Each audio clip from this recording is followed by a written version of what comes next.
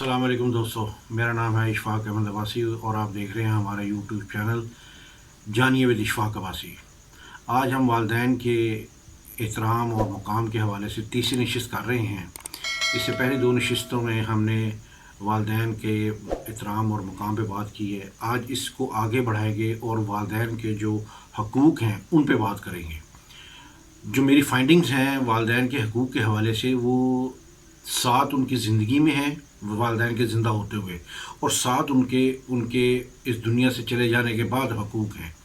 ये हकूक़ वो हैं कि जो हमने हर सूरत अदा करने ही करने हैं बीइंग एन औलाद, जिसमें से सबसे पहला आता है कि जैसे कुरान में भी आता है कि वालिदैन के साथ हुस्न सलूक करें। अब उसमें मैं जो वालिदैन के हवाले से हकूक़ जो बयान करना चाहता हूँ वो ये हैं, वो सात हैं जो उनकी ज़िंदगी में आते हैं। नंबर एक है उन वालिदैन की अज़मत हमारे दिल में हो, उनका मुकाम उनका एहतराम हमारे दिल में हो। इसको मैं थोड़ा आगे एलेबोरेट भी करूँगा इंशाल्लाह। दूसरा आता है मोहब्बत, वालिदैन के साथ हमें अपनी वालिदैन के साथ मोहब्बत कितनी है। तीसरी अतात, कि हमने उनकी किस हद तक अतात को कबूल करना है, उनकी किस हद तक हाँ में हाँ मिलानी है। और अपना चौथा है खिदमत, कि हम अपने वालिदैन की किस हद तक खिदमत करें, किस हद तक। और पांचवा है कि उनकी फ़िक्र राहत करें, उनकी आसानियाँ, उनके लिए आसानियाँ पैदा करने की फ़िक्र करते रहें कि हम हमारे बीइंग एन औलाद हमारी वजह से अपने वालिदैन को कितनी आसानी हम दे सकते हैं, उनको अपनी बुढ़ापे में, उनको अपने आखिरी वक्तों में। उसके बाद है कि हम अपना जो उनकी ख्वाहिशात हैं बुढ़ापे में, उनको हम किस तरह पूरा कर सकते हैं। और सातवां है कि उनकी ज़ियारत करते रहें, उनको देखते रहें, उनके पास बैठें, उनके साथ वक्त गुजारें।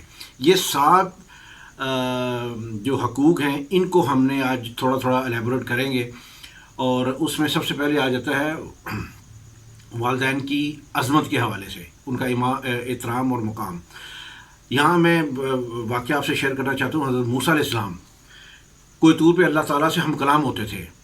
तो जब हज़रत मूसा अलैहिस्सलाम की वालिदा इस दुनिया फ़ानी से चली गई तो वो कोई तूर पर जा रहे थे, तो अपने उसी रिदम में कोई तूर की तरफ जा रहे थे, तो गैब से आवाज़ आई कि मूसा अब संभल के आना। तो मूसा अलैहिस्सलाम ने कहा, या अल्लाह, मैं तो पहले भी ऐसे ही आता था। तो आप सल्लल्लाहु अलैहि वसल्लम ने फरमाया, अल्लाह ताला ने फरमाया कि पहले तुम्हारी पीछे दुआ करने वाली माँ थी, अब वो चली गई है, तो इसलिए संभल के आना। ये देख लें एक नबी को किस तरह एक तंबीह की जा रही है कि वालिदैन का मुकाम बताया जा रहा है।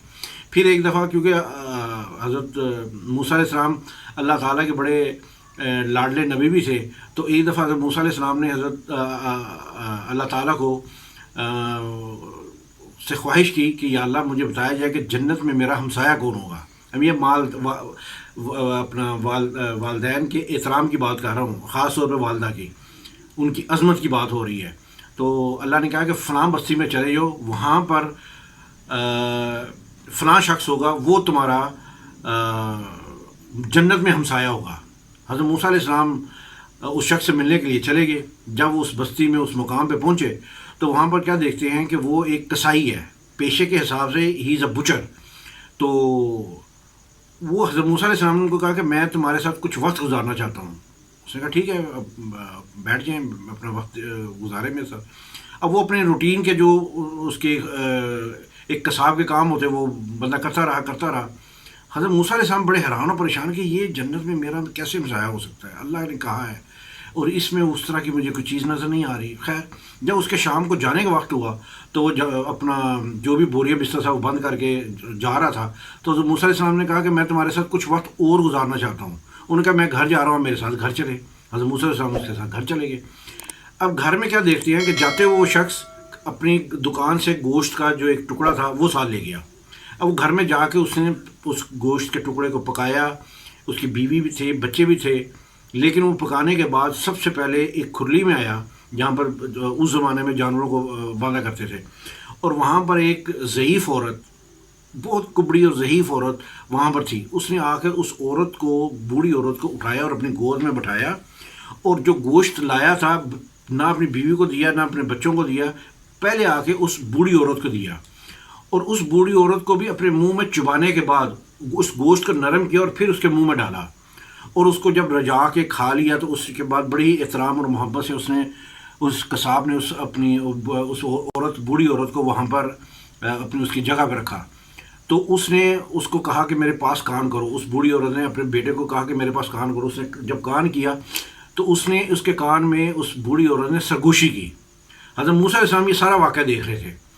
تو حضرت موسیٰ علیہ السلام نے جب وہ قصاب باہر آیا تو حضرت موسیٰ علیہ السلام نے فرمایا کہ یہ بوڑھی عورت کون تھی اور اس نے آخر میں تمہارے کان میں کیا کہا ہے؟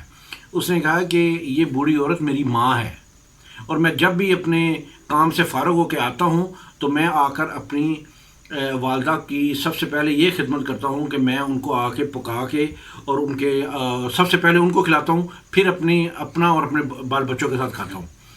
تو حضرت موسیٰ علیہ السلام نے کہا کہ اس کے بعد اس بوڑھی عورت نے تمہارے کان میں کیا کہا ہے؟ تو وہ مسکرا دیا۔ اس نے کہا کہ وہ مجھے کئی سالوں سے یہ دعا دے رہی ہے کہ اللہ تمہیں جنت میں موسیٰ کا ہمسایہ بنائے، اللہ تمہیں جنت میں موسیٰ کا ہمسایہ بنائے۔ تو اس وقت حضرت موسیٰ علیہ السلام کو اندازہ ہوا کہ یہ اس ماں کی خدمت کی وجہ سے اس کو یہ مقام دیا جا رہا ہے کہ اس کو نبیوں کے ساتھ لا کے کھڑا کر دیا گیا۔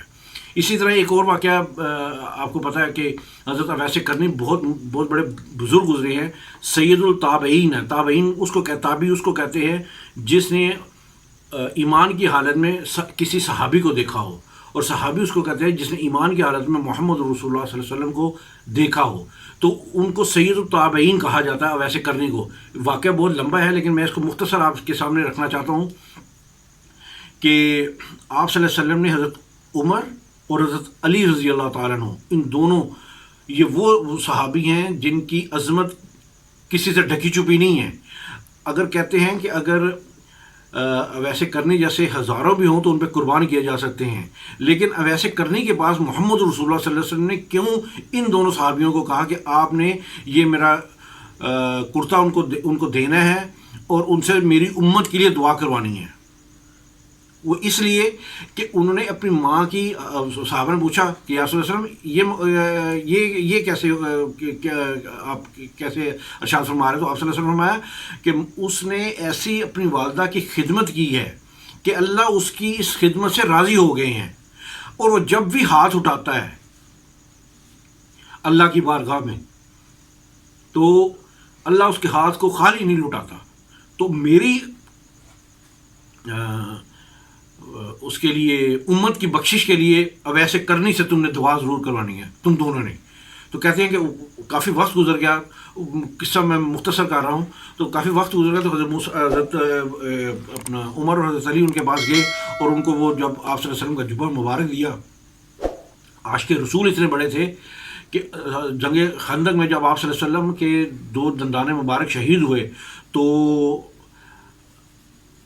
آپ کو یمن میں پتہ چلا کہ اس غزوے میں آپ صلی اللہ علیہ وسلم کے 2 دندان مبارک شہید ہو گئے، تو آپ نے دو کر کے سارے دان توڑ دیے کہ پتہ نہیں یہ والے دان تھے میرے نبی کے، یہ والے تھے، سائڈ والے تھے، اوپر والے تھے، نیچے والے تھے، آپ نے وہ سارے دان اپنے توڑ دیے۔ یہ تھی عشق مصطفیٰ ان کا، اور ماں کی جو خدمت سے کیا، کیونکہ ان کی والدہ ایک دفعہ آپ صلی اللہ علیہ وسلم کے ساتھ ملنے کے لیے گئے، تشریف لے گئے، لیکن آپ صلی اللہ علیہ وسلم آگے کسی غزوہ پہ شاید گئے ہوئے تھے تو وہ رک نہیں سکتے تھے کیونکہ ان کی والدہ اندھی تھیں، بینائی نہیں تھی ان کی، تو وہ ان کو اکیلا نہیں چھوڑ سکتے تھے، اس لیے ان کو فوراً واپس آنا پڑا۔ تو جب ان کو جبہ دیا گیا تو وہ جبہ لے کر ایک سائڈ پہ چلے گئے، اور سائڈ پہ دے کے اس طرح اس جبے کو اپنے ہاتھ میں رکھ کے دعا کرنی شروع کر دی۔ کافی دیر ہو گئی تو حضرت انہوں نے حضرت عمر اور حضرت علی رضی اللہ عنہ نے سمجھا کہ یہ پتہ نہیں کیوں نہیں پہنے، کیا معاملہ ہے، تو وہ قریب چلے گئے۔ تو وہ جو ایک تعلق حضرت اویس قرنی کا اپنے رب سے اس وقت جڑا ہوا تھا وہ ٹوٹ گیا۔ تو کہتے ہیں کہ اگر آپ تھوڑی دیر آرام سے آ جاتے تو میں نے کیونکہ عربوں میں جو ہے نا، ان کی جو اس زمانے میں جو عمارت دیکھی جاتی تھی وہی دیکھی جاتی کہ کس کے پاس کتنی بکریاں ہیں۔ تو بنو قینقاع، بنو قزا اور ایک اور تھا کہ 3 قبیلوں کی بکریاں، ان کی بکریوں کو گنا نہیں جا سکتا تھا، اتنی تعداد ہوتی تھی. تو ان بکریوں کے بالوں کے برابر میں نے اپنے رب سے محمد رسول اللہ صلی اللہ علیہ وسلم کی اپنا امت کی شفاعت کروا لی تھی. اور میں نے اللہ سے یہ گزارش کر رہا تھا کہ یا اللہ میں یہ کرتا اس وقت تک نہیں پہنوں گا جب تک کہ مجھے جو آپ صلی اللہ علیہ وسلم نے مجھ سے دعا کروائی ہے وہ قبول نہ ہو جائے. تو اللہ تعالیٰ ایک حکمت کے ساتھ میرے ساتھ اس طرح وہ کر رہے تھے. اگر تھوڑا دیر ہو جاتی تو ہو سکتا میں اور اپنے نبی صلی اللہ علیہ وسلم کی اپنا اس کے لیے کروا دیتا، امت کے لیے بخشش کروا دیتا. پھر کہتے ہیں کہ قیامت والے دن جب، اب ایسے کرنے کی یہ میں بات بتا رہا ہوں، ایک قیامت والے دن جب لوگوں کے ساتھ اب ایسے کرنے بھی جنت کی طرف جا رہے ہوں گے تو اللہ تعالیٰ فرمائیں گے کہ اویس کو روک لو. تو وہ ایک دم گھبرا جائیں گے، وہ کہیں گے یا اللہ مجھ سے کیا غلطی ہے. تو انہوں نے کہا کہ آج تم نے اپنی ماں کی ایسی خدمت کی ہے کہ تم نے مجھے خوش کر دیا ہے.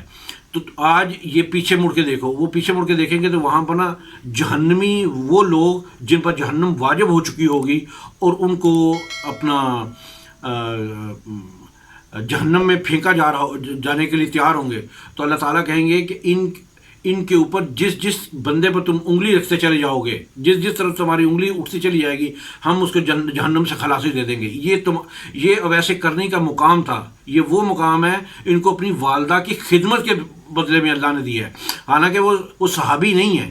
اگر ویسے کرنے جیسے ہزاروں بھی ہو جائیں تو ایک صحابی کا درجہ حاصل نہیں کر سکتے، لیکن یہ مقام اللہ کے نزدیک ان کو ان کی والدہ کی وجہ سے ملا ہے. تو اس لیے میں ابھی صرف اس نشست میں شاید ٹائم زیادہ ہو گیا ہے، تو میں آج صرف آپ سے ماں کی اس عظمت کے حوالے سے ہی میں بات کرنا چاہ رہا تھا. اب انشاءاللہ اگلی نشست میں اس کی باقی جو ہیں حقوق ان پہ بھی انشاءاللہ ڈسکس کریں گے. اصل میں تھوڑا ٹائم کا معاملہ ہو جاتا ہے، تو اس لیے میری گزارش ہے کہ اپنا آپ اس ویڈیو کے بعد انشاءاللہ میری جو اگلی ویڈیو آئے گی اس کے اوپر آپ کو مزید اس سے ہم انفارمیشن دیں گے. السلام علیکم ورحمۃ اللہ وبرکاتہ.